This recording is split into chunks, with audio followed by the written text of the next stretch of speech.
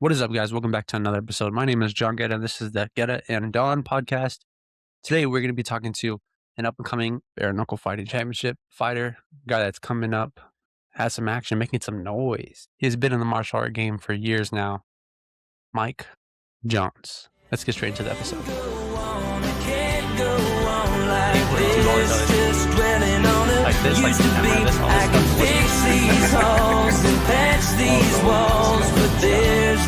Let's get straight into the episode, guys. What is the switch mentally like when you go into the ring? Like, what is that switch? How does it feel?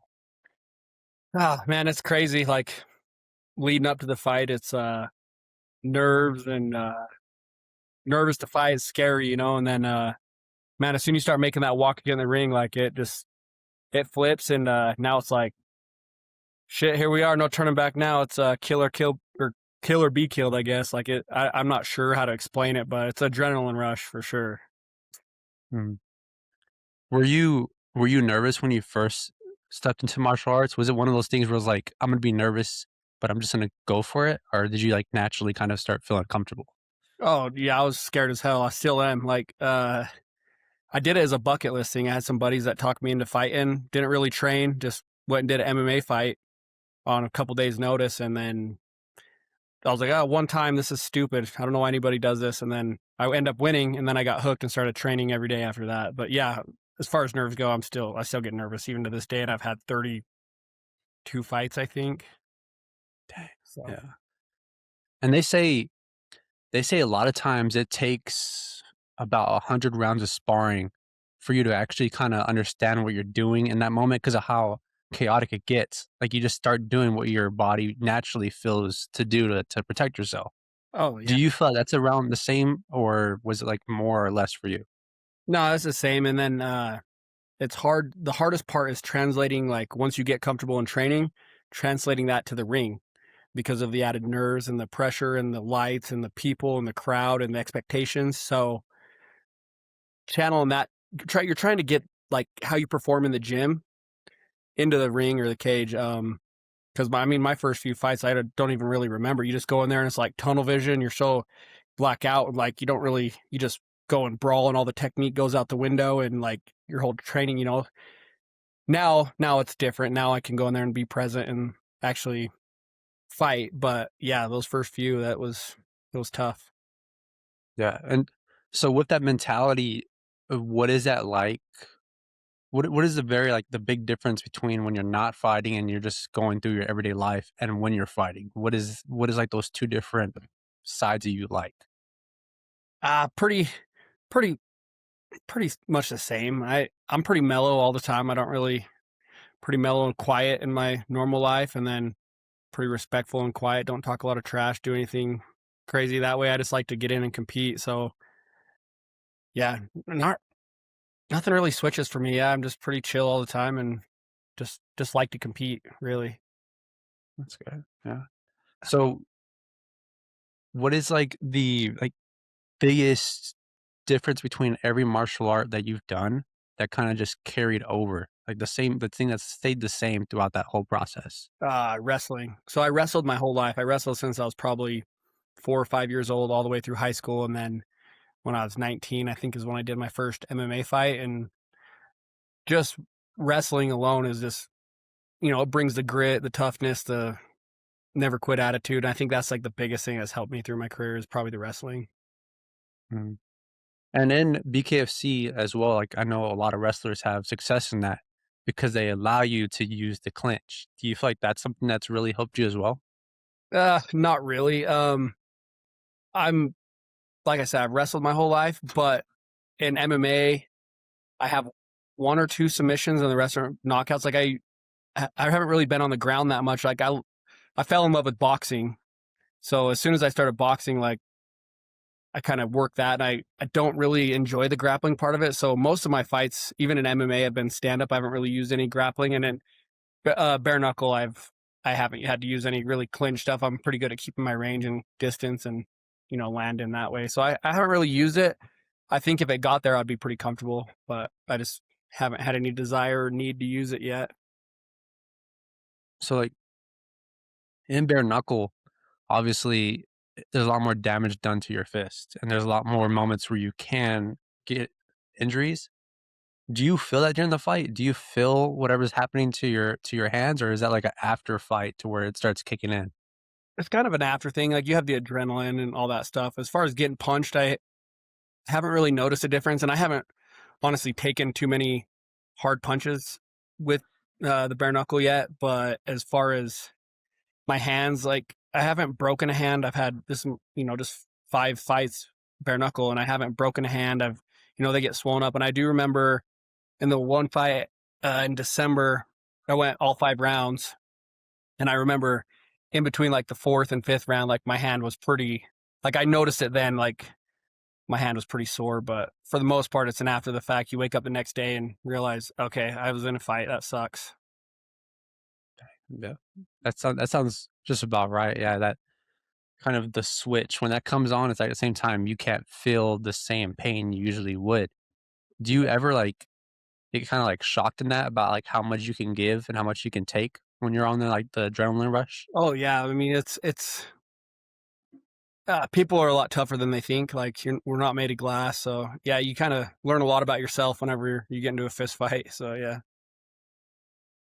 And did going back to the wrestling here, was there ever a time where you kind of really got tested in a moment and you kind of like thought to yourself and had like that moment where it was like, do I really want to do this? 'Cause I know sometimes people had that where it's like the doubt comes in. Did you ever have doubt? Oh yeah, all the time. Like wrestling's tough. Like I got my butt whooped a lot. So Yeah. yeah, I mean that happens all the time. Like you get in a tough match and you have to like there's no way I'm gonna win this. This sucks. Like you know, your inner bitch, I guess. Sorry for swearing, but it comes out Oh, you're and good. yeah, that comes out and then then it's a mental battle of like you're trying to, overcome that. But yeah, that's happened. Even in MMA that happens. Like I think everybody kind of goes through that a little bit. Yeah. I remember my first year of wrestling, I had a good little run going, and this guy who came second in state the year before, it was me versus him, and he skinny guy, but you can tell like Oh yeah. he's a lot he walks around a lot heavier than he was. And man, it was like one of the first times I really felt the level change. And it's like in that moment, you're like, dang, like I just look, this is like an embarrassing moment and it really humbles you. Oh yeah. I feel like that's like a big thing about martial arts people is that it humbles you and it brings you down towards like, I understand that there's levels to this. Yeah, I mean, I don't know how many fighters you interview or whatever, but like they're probably the most humble, nicest people ever. Like the MMA community, everyone I train with, they're like the most humble. Like don't cause any crap, don't fight. Like outside of the ring, it's pretty good people, man. Yeah, I think that's from getting humbled in the gym. Like your first day in there, like you're an athlete, you get these big athletes, and then they come in and they get humbled by a 160-pound dude. That's like whoops them, and yeah, you learn a lot of humility in martial arts for sure. Do you think also the reason why people that are in martial arts don't get into fights outside of it is because they understand like the actual danger of it and like how bad things can go? Yeah, I think that's part of it. Yeah, I think, and then there's just not really like for me, there's no desire to like I have no reason to get in a fight. I mean, obviously, it's nice knowing that you can defend and protect yourself if you need to, but yeah, it's dangerous out there. Like especially nowadays, I don't know who's gonna have a knife or a gun or whatever, and plus, I like having that sense of safety that there's a referee there to save my life if I start getting my ass whooped. So yeah. Yeah. All right. Last two questions right here. First one, what is the biggest change in your mentality from when you first had your first fight and when you've had your recent fight? My first, well, yeah, my first 20 fights, like I had the mentality of like I'm gonna go in there and live by the sword, die by the sword, go in there, kill, be killed. Like this fight's gonna end in the first round. And like punch and not get punched. And then in my last 12 fights since I started a new gym and got a better coach, and it's all shifted to like mentality. And he's like, yeah, it's cool to go in there and like have the mentality of like, I'm just gonna hit this guy and not get hit, but you're in a fist fight, you're gonna get hit. So being able to accept that and stay composed and not overreact and not fight with emotions, if I get hit real hard, instead of like getting angry and like start making huge mistakes because I'm emotional, um, staying calm and composed and sticking to whatever we got to do to win the fight and not letting those emotions run through. So that's probably the biggest change for me, is just the mental side of it, is staying composed and not letting emotions be a part of the fight game. Cause I've been caught from that, where I've, just, all right, screw it. Let's just brawl right here. And sometimes you're on the wrong side of that and it sucks. So that's probably the biggest shift. Yeah, that comes with the whole when you go through that timeline of where you're the best, and you don't really ever feel that losing moment where it's like, "Dang, this guy's getting the best of me."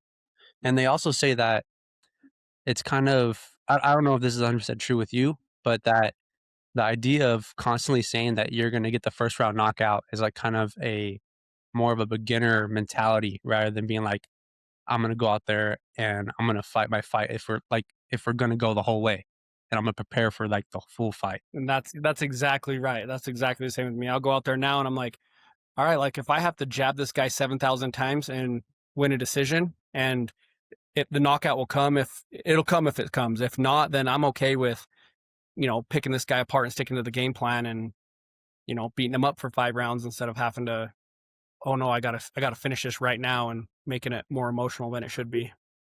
Yeah, and that goes with like, if you see a lot of big up and coming fighters that are getting these first round knockouts, all of a sudden, they're not in the first round anymore with this guy, and what are they gonna do now? They start getting tired, Start they getting start tired. panicking. They start Yeah, and mentally it just they start mentally breaking because they're not used to being in that situation, and now you're fighting that inner bitch, like I talked earlier. And middle of a fight is bad. You see it a lot. Like, it's happened to me. Like, you start mentally trying, like, oh shit, like I've never been in this situation. You don't know how to handle it. You start making crazy mistakes, and then you end up losing a fight because of it. yeah.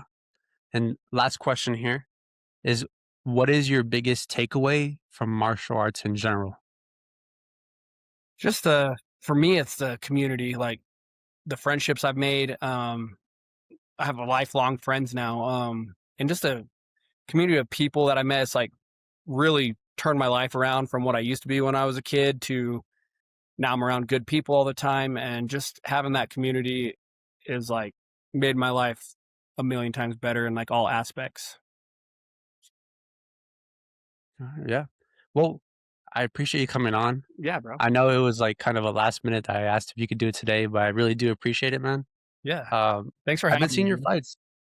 Yeah, I've been liking your fights, man. I know you've had, like, wait, what are you recently, like you said you were 12-2 within, like since you've changed Yeah. to the new coach? Since 2022, since I started training with Jeremy Horn here in Salt Lake, I've had 12 fights with him, and I'm 10-2. And that's between MMA and bare knuckle, Mm, because I fought BKFC last year in like May or something. I got a knockout and then didn't get any other fights with them. So I've just been doing MMA since then. I did a bare knuckle up in Montana for a different promotion, but yeah, I've just been bouncing around. I fought at heavyweight twice now since then. And, walking in at 215 pounds, fighting these giants and getting the wins on them. But yeah, so we've just kind of been bouncing around and trying to stay busy. But now it seems like I'm going to have another one. BKFC's already reached out. So nice. it's Yeah, not man. official or anything yet, but it sounds like August I'm going to be fighting a top ranked guy. So Awesome. Awesome. Well, once again, I really do appreciate it. Best of luck, man. I'll be tuning in. awesome, man. Thank I'll you. be looking, man. Okay, Have a thank good you. one. Memories till there's nothing but ash. I'm starting